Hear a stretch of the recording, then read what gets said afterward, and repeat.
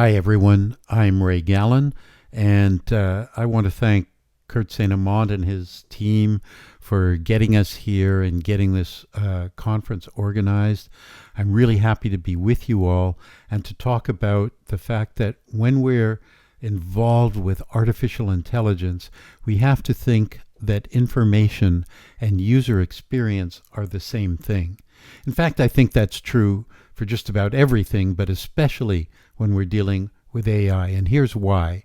Let's take as a situation that you're about to have surgery performed by an AI-controlled robot. All right, there are going to be all kinds of questions that you're going to want to ask. And the answers to those questions have to be provided by someone or something. How is that information going to get to a patient? Let's go a little bit farther and say we all know that when we go to the hospital and have an operation, somebody sometimes will die. Operations don't always succeed. Something can go wrong. Are we ready to accept death if the doctor is not human, is an AI-driven agent? How willing are we to deal with it, and how prepared are we for that eventuality? This can get very, very complicated. Let's imagine for a moment that we have a great pool of technical, or in this case medical, data in a cloud somewhere, and that we want to deal with just one simple subject, which is prescribing and ordering medicines. So obviously there are ethical standards and so on that relate to it. And the first question that I would ask you as potential patients is, would you accept an AI entity that would manage your prescriptions, that would order them for you and even dispense them for you? Not only that, but this may go beyond, say, an external device like this little robot in the picture to implants under the skin, which take up a very, very small amount of space and are controlled maybe by a computer that you don't have access to. Obviously, the government is going to want to regulate this, and there will be different kinds of regulations in different parts of the world. And also, the insurance companies are going to stick their oar into all of this and want it to have something to say about it. And so this becomes very, very complex very, very quickly, especially when you start adding in patients' rights and the fact that patient advocacy demands, as it says in the diagram, to have the right patient receiving the right medication with the right dose through the right route at the right time. So assuming that we've got this body of a subset of technical information that has to go to our patients who are somehow getting their medicines prescribed, dispensed, and ordered through this AI system, we have to also imagine, given the trend toward personalization, that each patient gets a personalized technical document or information set that includes not only their specific medication, but also their insurance plan and how the medical costs are covered, etc., depending on what country and what kind of insurance the person has. And of course, the patients' rights organizations are also going to want to dig in to this big database and get some information out. So in the end, we have a huge question to ask, which is, as technical communicators and as UX designers, what kind of information do we need to provide to patients? And given that information is embedded at every step of this process, how should this be presented to users? Now we can see that this is already happening with remote health check units in China, where people who don't have access to a doctor locally can connect themselves to these units and communicate with a hospital in a city. and get diagnosed, where we have a system in Europe that at least theoretically is now in every new car since 2018 called eCall, which in an emergency is supposed to call emergency aid and provide the GPS coordinates of a car in case of an accident. Or this system, which was set up by citizens of Oxford in the UK to alert them to rising river levels. So we see that not only are users manipulating information directly, but information is also manipulating users. So not only does information have to be part of product design, but it has to be integrated into the UX design. Now, why do I think all of this is important? Well, there are many reasons. For one thing, we're just all talking about user-centric all the time, and if we're not going to give it lip service, then we really have to think about this from the first moment that we start to conceive products. Not only that, but technology is getting better and better at identifying who we are, what is our context, and trying to adapt to that. So we need to be able to interface, because sometimes it's going to get it wrong. Sometimes we're going to want to change it. And so we need easy, understandable, accessible ways of interfacing with this technology. And that's going to become even more critical as more and more predictive algorithms are brought into play in everyday society. Not only that, but we all know that with climate change, we're facing a lot of sensitive environmental questions. We need to get complete, trustworthy answers. And if we're going to trust artificial intelligence, it's going to be because we can also check on it, interface with it, control it, and not have it control us.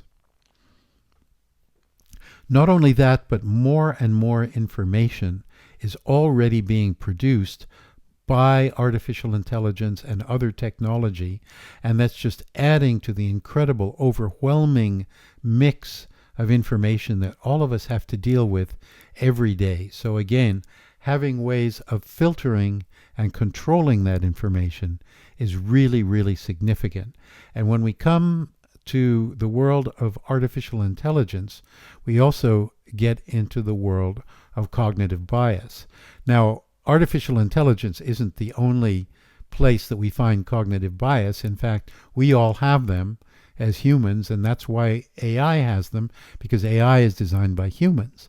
But there are ways of monitoring and controlling it. So what you see here is a diagram that shows 180 cognitive biases that were listed by Wikipedia a few years ago, but they continue to develop this list, and as of March of 2022, the list from Wikipedia now shows 224 types of cognitive biases, and they group them according to different categories.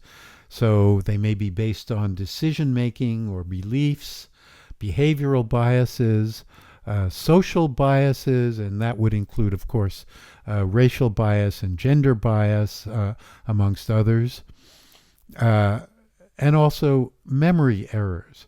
You can find a lot more information about these social and other cognitive biases on the Wikipedia pages that are shown on the slide. But let's go just a little bit farther and talk about why these algorithms need to be checked by humans and why we need to ride herd on it. As you probably know, the algorithms that drive AI use statistical data, statistical analysis to distinguish objects, ideas, concepts, etc. And the actual process by which it makes its determinations is mysterious even to the people who design the algorithms. In other words, there's this whole notion of AI as a black box. So if we take it one step farther and we talk about using statistical analysis to train a human resources app, how likely is it that women would ever be hired as coders? I think you know the answer already. So we have a problem here of traceability. We need to be able to trace not just what decisions were made, but the reasons why. Because, for example, if there's a lawsuit that depends on how or why such a decision was made by a machine in unreadable code, we need to be able to convert machine language to human readable form and archive not only the actual actions taken by an AI, but the process, the motivation for the process, and the result of the action. And all of that needs to be findable, all of which poses some design challenges for UXers. Let's take a look at what some of those are. Where does the information go? Where do we put it? If you look at a simple tool like an excavator, a machine that we use every day in construction, today the most common cockpit that we see is this kind of physical control where the information probably goes in some sort of external user manual. But more and more we're starting to see digital cockpits in machines like this where the information will go on a screen that's integrated into the cockpit. In the not so distant future, we're going to have not only a digital experience, but a virtual experience where the operator might not even be in the machine at all, but operating it remotely using an augmented reality or a virtual reality device, and being immersively involved in operating it from a distance. How do these things get delivered? Well, this is a big project, and it's something that we really need to think about, but it's almost certain that it's not going to be with documents, or at least for the most part it isn't.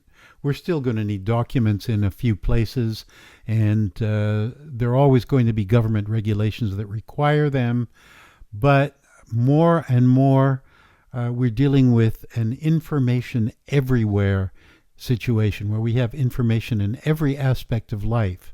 So we're going to be looking at delivery more in little bits, micro content, which will be sequenced and resequenced and used and reused in different ways in mind maps. Also, you could call them taxonomies or ontologies, which are even better because they're a little more complex and establish better relationships, not always hierarchical. Multimedia, certainly, I think we're all familiar with that, but also transmedia. And transmedia is simply a situation where, in order to get the entire story, you have to look at more than one medium or more than one platform.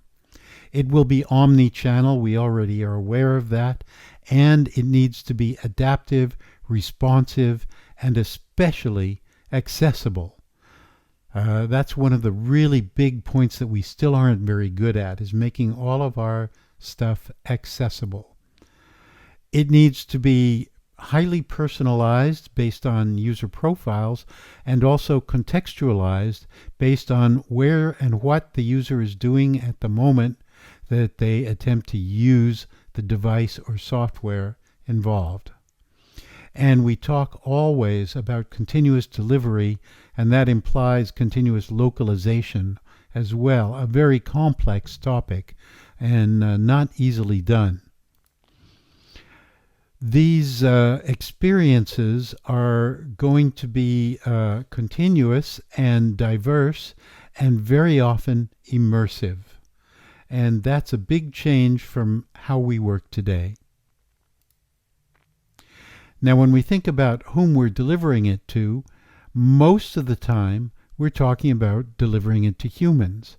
And the quote you see on the screen dates back to 1949 and is probably the first time that somebody conceived of an idea that we could call similar to what we now refer to as hypertext. And it's taken from 1949 until Tim Berners-Lee started to develop the web to make this happen. Now, if we're delivering it to people, then we have to think, what kind of people? Who are they?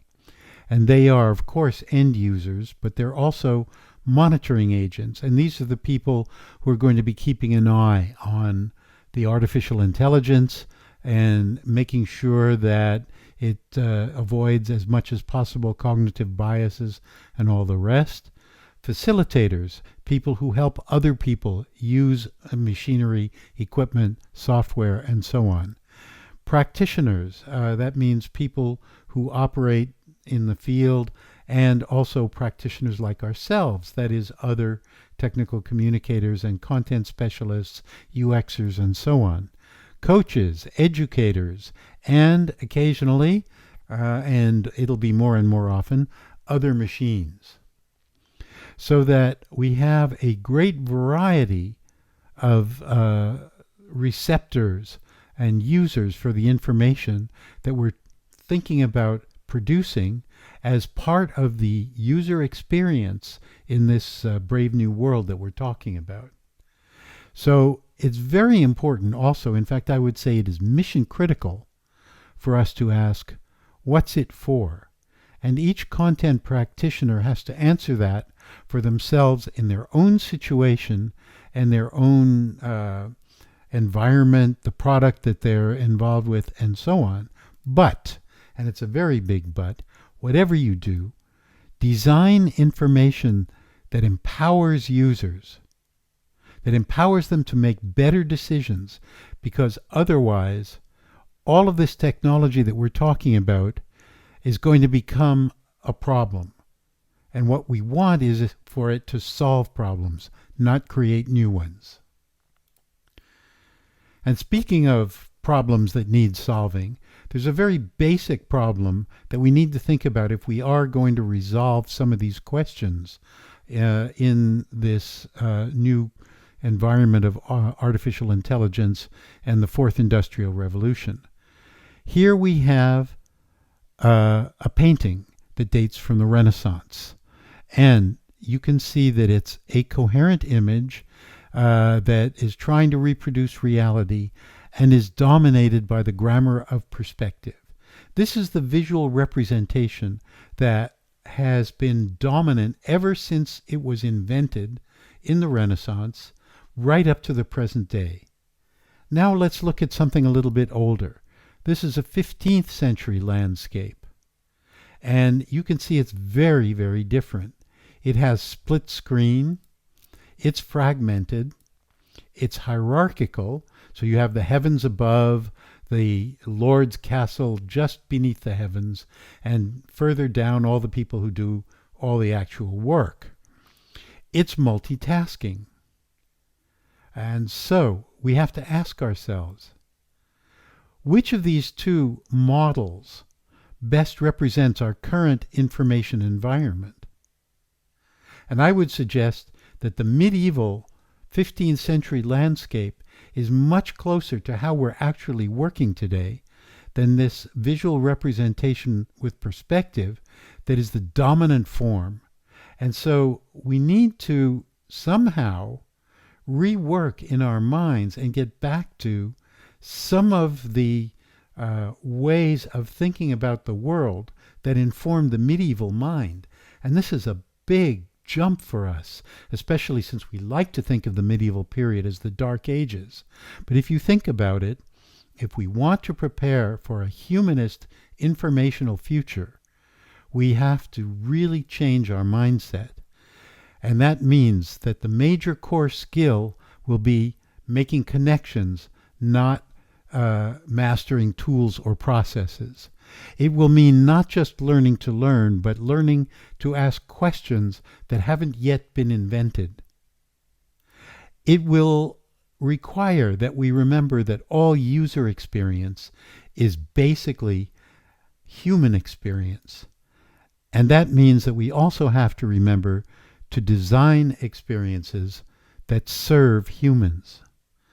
And if we can do that, we can help to achieve Sustainable Development Goals set by the UN for 2030 and beyond, and make a better life, a better world, and a better experience for everyone. And that's what I hope you'll take away from this presentation. I thank you very much, and I thank the organizers again